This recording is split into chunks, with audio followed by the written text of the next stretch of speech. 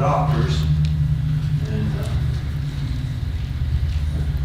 I haven't noticed an improvement in, and I hope that he does get better. Sister Lee was feeling better today when I was talking to them. For those of you visiting with us, we study on the life of Christ, and from the Waldron series of books on the life of Christ. This is an old version, and we have another one that's a new one if you don't have one. And we've been studying their series for probably 4 years now, and I view it as a good thing so that we might all learn that the Bible is a continuous story with a historical framework, and that we need to understand that to be able to understand the teachings of the Bible, which are necessary for us to get to heaven and live with God in eternity. We're in the period, the closing ministry of Christ, and I want to do a little map pointing up here if I can make this little pointer work. During this, the last period, the periods of retirement, Jesus withdrew into Galilee and some areas up here around Tyre and Sidon, and up into Caesarea Philippi, and up as far north as one of the mountains there. And up on the mountain, Jesus was transfigured before his apostles, and God declared him to be the one that they were to hear. And so after the fourth retirement, he came back down, avoiding coming directly to Jerusalem, came down this side of the Sea of Galilee, and then back across into the area near Capernaum, where he spent the last couple of years as his headquarters, living and teaching in Galilee, and what the Waldrons call the Great Galilean Ministry. And so when he came back there were thousands following, listening to the teachings. And while they were on during the period of retirement, there was a couple of things that Jesus stressed to his apostles. He took them apart from the many thousands of people that were following them, and although he still had a big crowd, he got them away from the conflicts with the Jews, except for the few that followed. And he began to stress to them that he must go to Jerusalem and die and be raised the third day to accomplish his mission. And of course, when he brought that up on one occasion, Peter says, "No, not you, Lord." And the Lord rebuked him for having that attitude, because the Lord knew that was necessary for him to accomplish the will of God, to fulfill his ministry and fulfill all the promises that had been made to Abraham, and that all the nations of the earth would be blessed in Abraham's seed, and that is through Jesus Christ, and the salvation available there. And so the apostles didn't seem to be really clear on that instruction, although he repeated to them several times. And when he was back after the last retirement, he taught in Galilee for a little while, and it was getting toward the last year that he would be on earth. And we'll talk a little bit about that timing. And so he was up here, and it says in Luke chapter 9 and verse 51 that he set his face to go to Jerusalem. And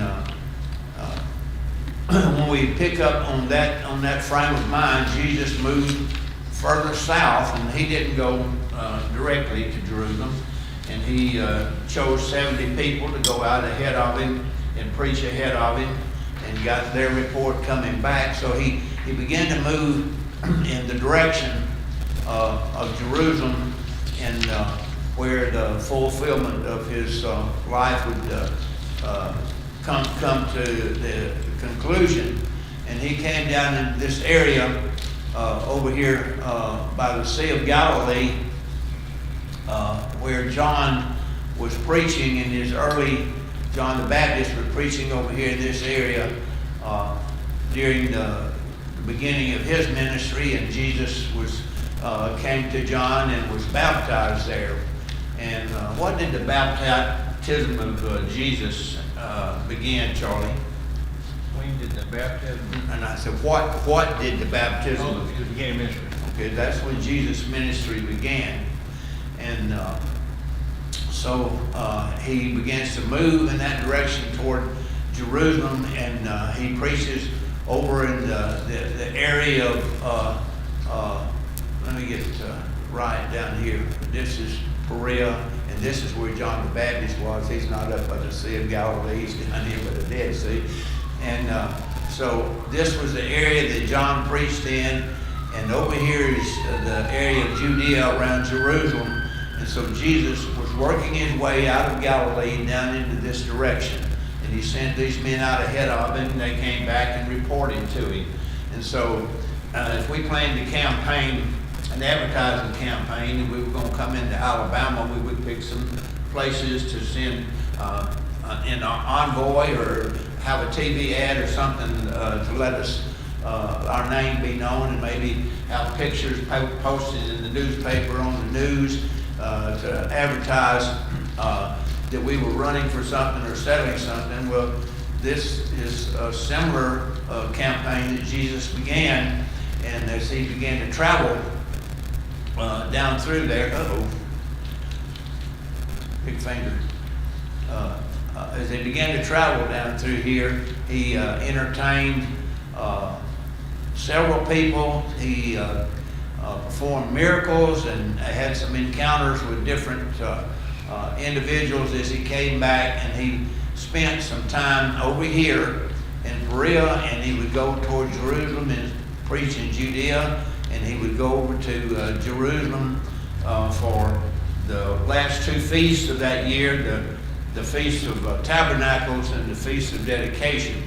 And so he was situated near Jerusalem and was having contact with these people almost continually after he began to move south back in that direction. I wanted to talk a little bit about the timing of this last year. Jesus' life is sometimes, by some people at least, framed by 4 Passovers. In John chapter 2, there was a Passover. Not long after Jesus was baptized, he met some of the disciples of John, including Andrew and Peter and Nathaniel and some others, and they said, where are you staying? One of them asked him one day, he says, come and see. And then a couple of days later, he set his mind to go into Galilee, and they said, where are you going? And he says, come and see. And so this, they had received a tip from John the Baptist that this was the Messiah. And Andrew went to his brother and said, I found the Messiah. And so these were people who were looking for the Messiah in that day. And so they began to follow Jesus there, and they went up into Galilee, and Jesus did a miracle at the wedding in Cana of Galilee, and they went over to Capernaum, and someone else was healed. And then shortly after that, it said in John chapter 2 and verse 13 that they were returning to Jerusalem for the Passover feast. Well, that was a notable Passover feast. That's where, on that occasion, Jesus cleansed the temple and drove out the money changers, and encountered some opposition from the Jews. And Bob and Sandra, in their book, pointed out, and I had the page marked, but I pulled my marker out. They made the point that the term Jews was particularly aimed at the Jewish religious leadership in the language that's used in these exchanges between Jesus, and it calls them Jews or Pharisees or Sadducees or scribes, but that is a class of people that he was dealing with. And so on the first Passover, he cleansed the temple, and then he went back into the area south of the Sea of Galilee, and about halfway between Jerusalem and Galilee, close to the River Jordan, and he was teaching there in the northern extremity of Judea.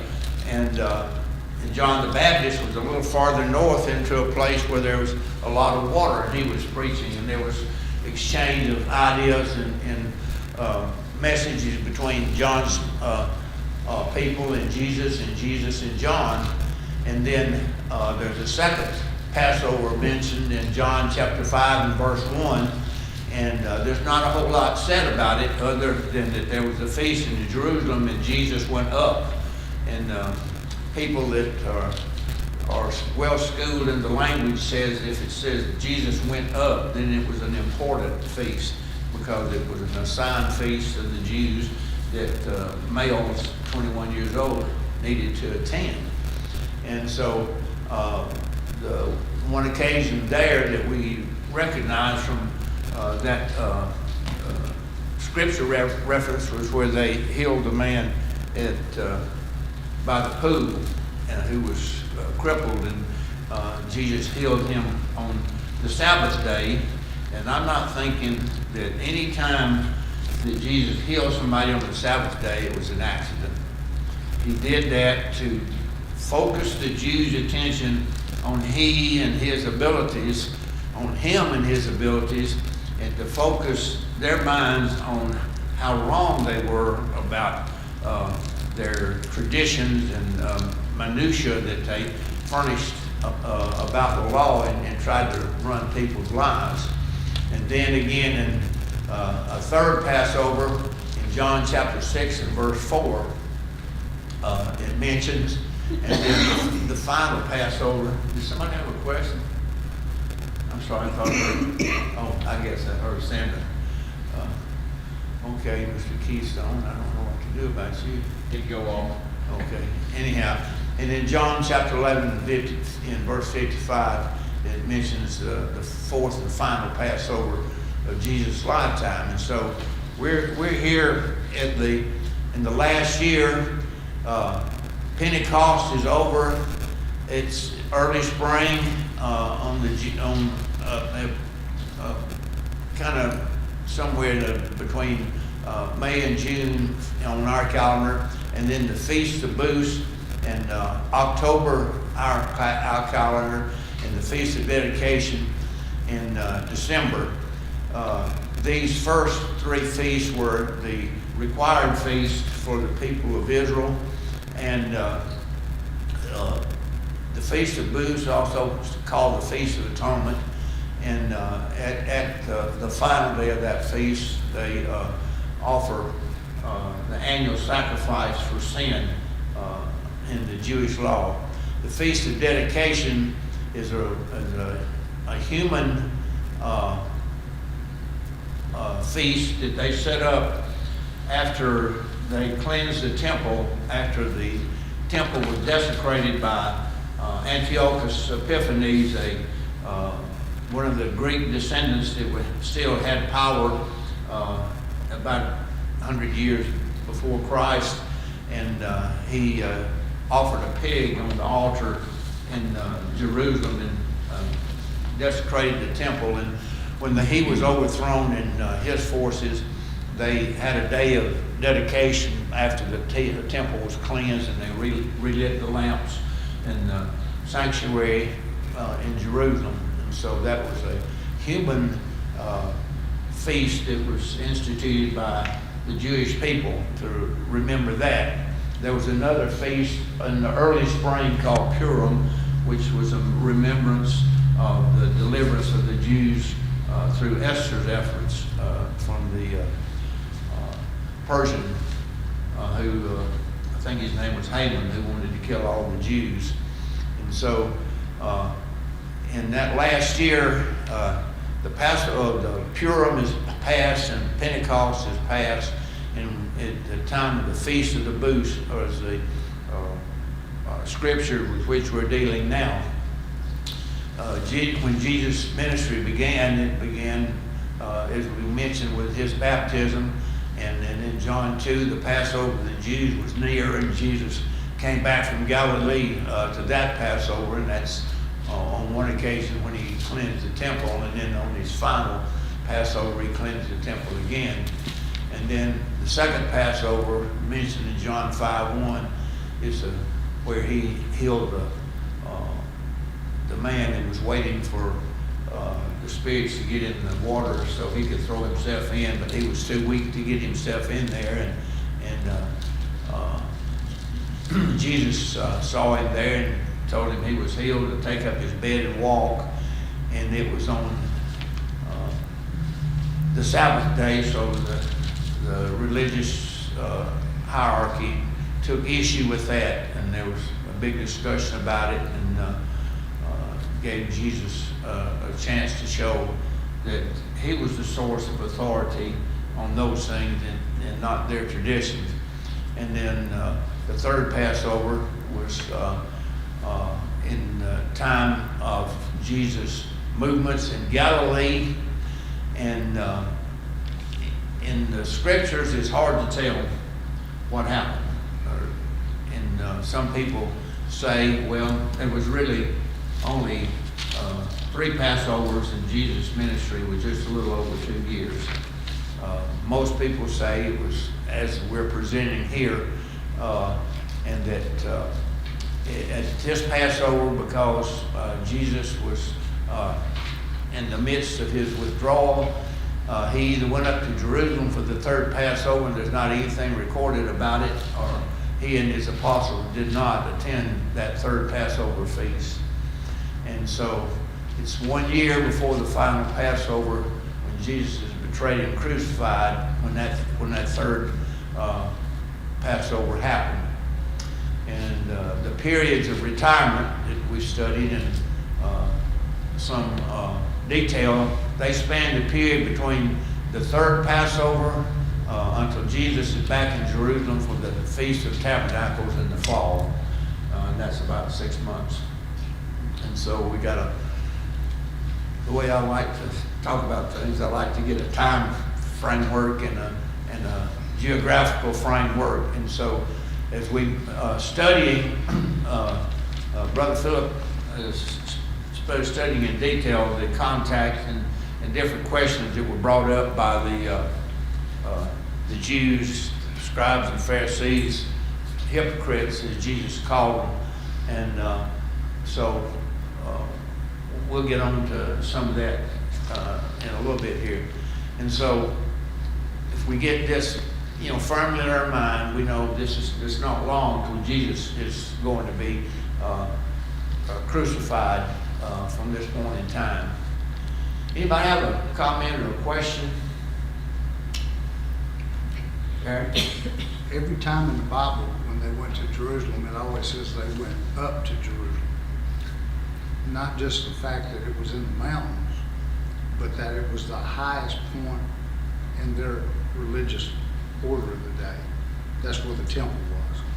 Well, I think he's talking geographically, because Jerusalem is about 1,400 feet above sea level, and the rest of the area of Judea particularly, of course, it goes downhill from there to the Jordan River and the Dead Sea, and then it goes down the coastal plain to the Mediterranean Sea. And you have to go way up north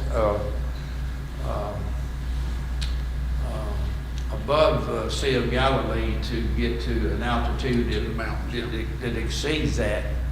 But it is, Jerusalem is the high place of the center of religion in the whole wide world. Yeah, especially during that time, and even in today's geography and in today's political scene, a lot happening in that region still. That's that it is. It's a very critical area, and what's happening today is fallout from history. And I believe we can go to Genesis chapter 16 when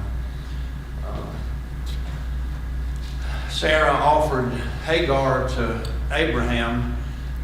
He was 86 years old, I believe, when she offered him Hagar, because I reckon they had their doubts about whether they were going to have a child together, because she had been barren, and Abraham was approaching 100 years old and was very close to 100 years old when Isaac was born. Right. And so it was a miraculous birth on that account. But the offspring of Hagar, Ishmael, it was predicted of him he would be a wild ass among men, and everybody would be against him, and he would be against everybody else. And so those people that are causing trouble His over descendants. here today are the descendants of Ishmael. Right. And the Semitic peoples descended through Shem, Noah's oldest son, and the Jews are Semitic people, and some of the others are. And Ham and Japheth had descendants that spread out to different parts of the earth. Ham's descendants toward the south, and Japheth toward the northeast. And so the different races of people that have arisen since the flood come from those three men. And the God's plan was for Abraham's promise to go through Isaac, but because of Ishmael, he was the firstborn, and normally in Jewish tradition, the firstborn had the birthright, but it wasn't to be his birthright. So those two and their descendants have been arguing over that birthright and fighting over it. Absolutely, For and years. that's the force of their argument. The Muslims think they're the chosen people. That's why there'll never anybody make a peace between those two peoples. That's right. And I mean, it's so clear to me. I don't know if y'all see it as clearly as I do or not, but there's always been that conflict between those two groups of peoples. And the Ishmaelites would be a little noticed if they didn't have oil underneath their deserts. If Yeah, it didn't, in their own right, they were blessed with that because that's a commodity that's worth a lot of money now. But their land other than the oil wasn't worth nothing. and the money and the necessity of oil for the function of modern society is the driving points on that. That fuels their weapons and everything else. You know, I think it's good for people to know it. I mean, you can't make a truce with somebody whose religious book says it's okay to lie to somebody when you shake hands with them on a deal. It's just like when we were little kids, they used to say if you cross your finger and put it behind your back, you could lie and get away with it. Well, they have no comprehensions of honesty if you're not a fellow Muslim. And of course they fight among themselves, and if they didn't have the money, they'd be fighting with sticks and rocks and riding horses still. But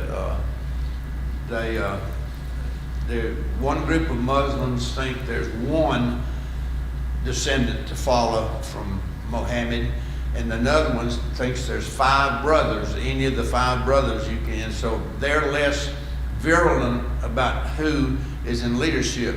The Iranians are Shiite Muslims, and they think they're the ones. And they don't want to be called Iranians, they want to be called Persians. They think they're the descendants of Xerxes and Artaxerxes, and they want to reestablish the Persian Caliphate, as they call it. Well, that was called Persia until what, the 40s? Sir? It was called Persia until the 40s, wasn't it? I think so. Because they were an ally of America when the Shah of Shah Ron. Yeah, when he was there before the Ayatollahs threw him out. Yes, and they are what they are. Yeah. And I've met a couple of people from Iran, and they say, please call me Persian. And so that's the situation we live in the world, and that situation's been going on from the time of Abraham, which is about 4,000 years. Yeah. And it really hadn't gotten any better over time. No, it's not going to. Yeah, but I will say this, the Jews have no right, they have no promised rights to the land of Israel or any of that land. They broke their covenant with God. Jeremiah 31:31 says there was a new covenant put in place because the former covenant they broke. And so God dealt with them as patiently and as long as his I guess will would bear with them, and he removed them from being, and they destroyed the temple and the birth records, and so there's no more Jewish inheritance in the land of Canaan. So when I will say this and then shut up, when President George W. Bush said that we need to be on Israel's side because they made some comment about the doctrine that a lot of these Calvinist people hold, the premillennial doctrine, he made some reference to that as the reason why America ought to be helping Israel. No. When a president gets his religion in the way of moving armies around, that's not right. It's not religion. And but they're all human beings, and they'll keep killing each other till there's not any left on one side, I believe. Anyhow, back to the life of Christ. Jesus finished a period of retirement, and that's coming into the close of Jesus' ministry period, and began with the Feast of Tabernacles. Excuse me, in the last year of Christ, and John chapter 7 tells us about the events of that. Jesus' brothers in the flesh who didn't believe in him as the Christ, and urged him to go make himself public and to go up there and introduce himself as the Messiah, if he was really it. And Jesus said, you go up, I don't go because my time is not yet fully come. Jesus knew it wasn't time to instigate the final act of his life, and he stayed in Galilee, but they went up to the feast, and he went up secretly. And then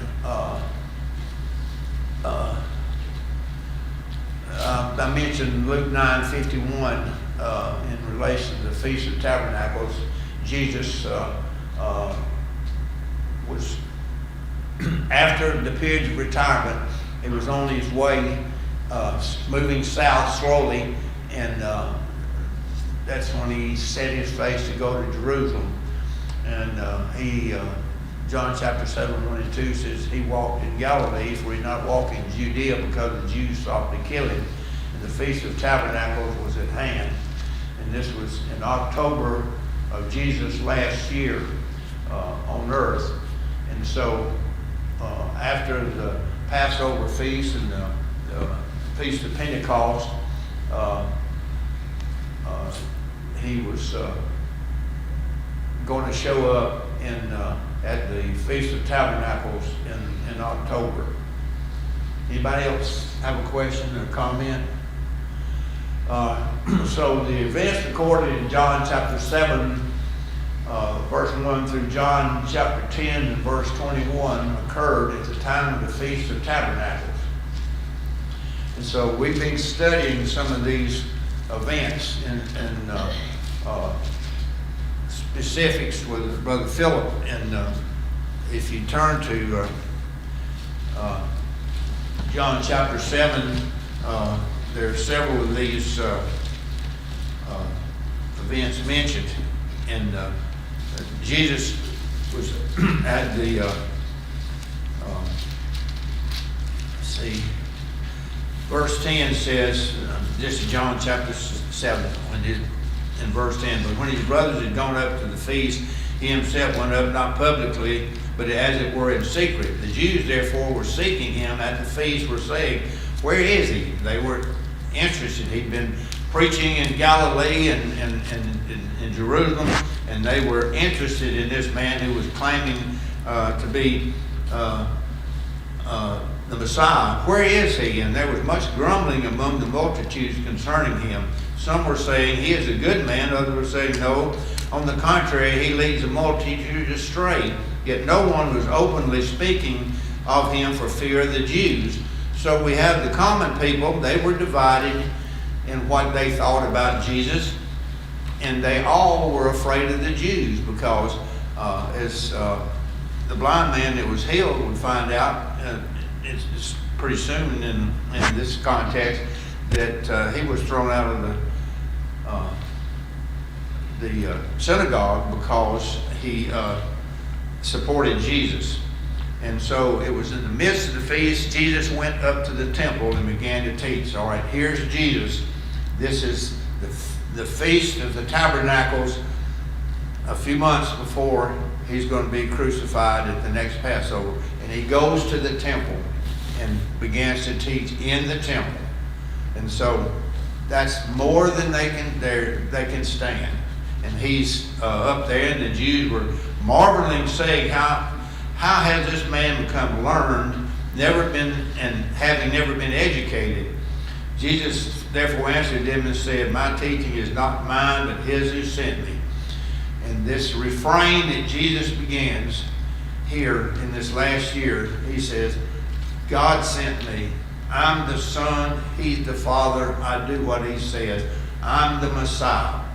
And he continually stresses that. And he says, when they attack him, whichever way they attack him, they accuse him of falsely claiming that, and they want to kill him, and they accuse him of casting out demons by Beelzebub and all these things. And of course, he comes back and he says, if you don't believe me, believe what I'm doing before your sight.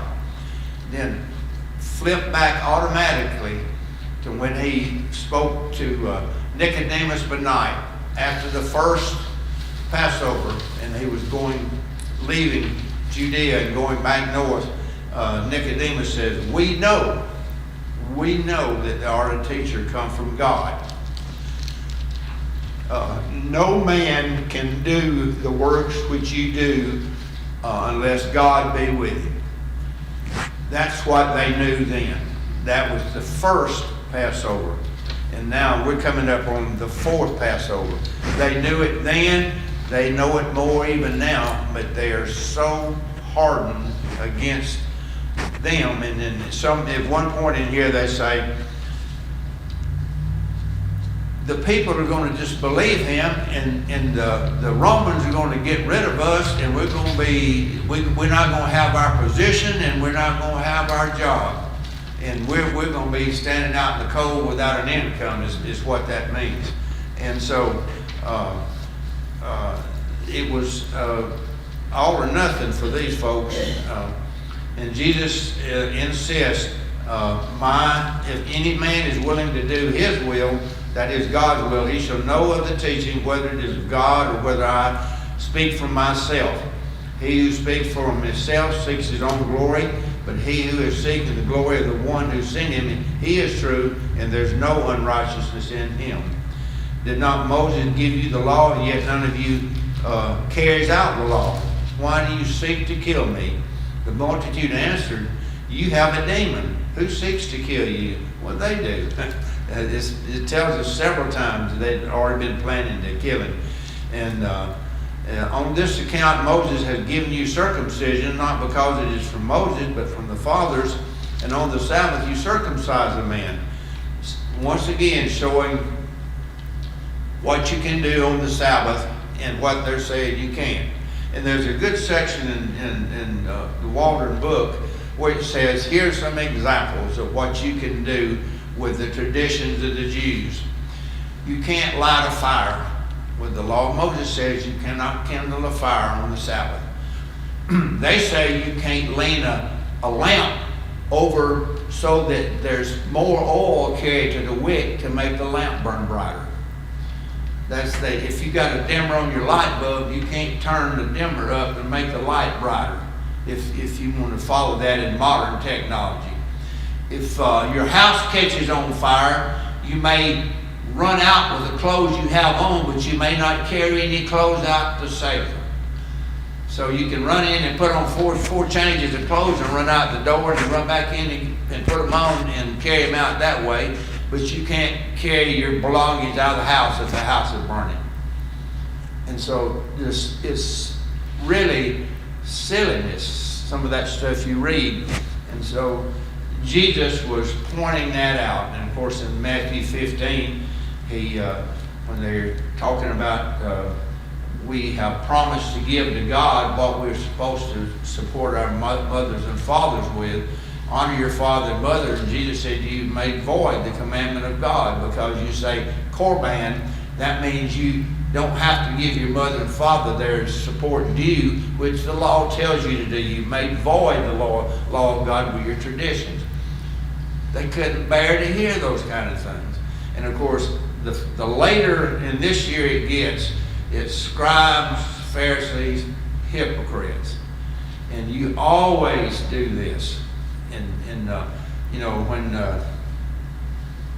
Acts chapter 7, when Stephen is preaching and giving his brief historical alignment of the Jews and their rebellion, he said, you always do that's against the will of God. You kill the prophets and so on. And they are and have, at this time in Jesus' life, those people had killed a lot of prophets and were about to kill the greatest. If a man receives circumcision on the Sabbath, the law of Moses may not be broken. Are you angry with me because I made an entire man well on the Sabbath? Do not judge according to appearance, but judge with righteous judgment, of which they did not have. Is this not the man they are seeking to kill? Was what a public outcry was. And look, he is speaking publicly, and they're saying nothing to him. The rulers do not know that this is the Christ, do they? So here the Jewish religious rulers, and they're hearing the public say, they don't know who he is. And we know, but they don't know.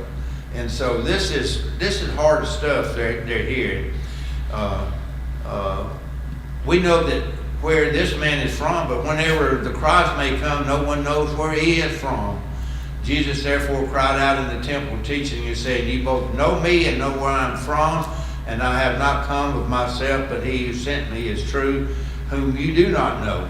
I know him because I am from him, and he sent me. They were seeking therefore to seize him, and no man laid hand on him because his hour had not yet come. But many of the multitude believed in him, and they were saying, when the Christ shall come, he will not perform more signs than those which this man had, will he? The Pharisees heard the multitude muttering these things about him, and the chief priests and Pharisees sent officers to seize him. Jesus therefore said, for a little while longer I'm with you, then I go to him who sent me. You shall seek me and shall not find me, and where I am you cannot come. And so they were guessing that he might go to the dispersion to teach among the Greeks. And so the last day of the great feast of Tabernacle, Jesus stood and cried, if any man is thirsty, let him come to me and drink. He who believes in me, as the scripture said, from his innermost being shall flow rivers of living water. This he spoke of the Holy Spirit, whom those who believed in him were to receive. And that's, uses up our time, and, I'm sure Philip, if he's better next week, we'll discuss these specific things that, teaching in the temple, the woman taking adultery, the light of the world, the truth will make you free, the man born blind, and Jesus affirming his deity, and describing his relationship to his people as being the good shepherd, and us hearing his voice, and the fake shepherds would not be heard. Appreciate your attention.